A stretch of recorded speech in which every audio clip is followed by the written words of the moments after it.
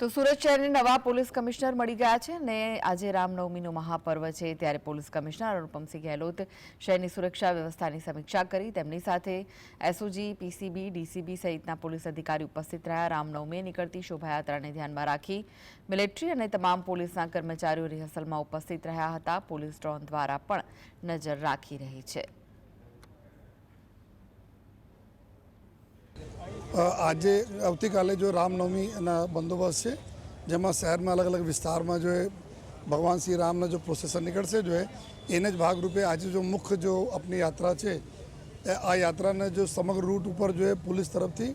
તૈયારીઓનો જાયજા લેવા માટે અને એના રિહર્સલ કરવા માટે ફ્લેગ માર્ચ કરવામાં આવી રહ્યા છે જેમાં ધાબા પોઈન્ટ, ડી પોઈન્ટ અને અલગ અલગ વિસ્તારો પર जो પેટ્રોલિંગ ચાલુ છે। ને આમાં સમગ્ર રૂટનો जो બંદોબસ્ત છે અંદરના બંદોબસ્ત પર ક્રાઇમ બ્રાન્ચ, એસઓજીના, પીસીબીના ટીમો અને પૂરી જો ઝોન્સની જેટલી બી ટીમ છે, ઝોનલ ટીમ, થાનાની ટીમ, બધી લોકો છે અને સાથોસાથ ડ્રોનના માધ્યમથી નિગરાની પણ રાખવામાં આવશે અને નાના મોટા બી કોઈ પણ હરકત રહેશે તો આ ડ્રોનના આમાં જો કેમેરામાં લઈને એના ઉપર જો તુરંત અમે લોકો કાર્યવાહી બી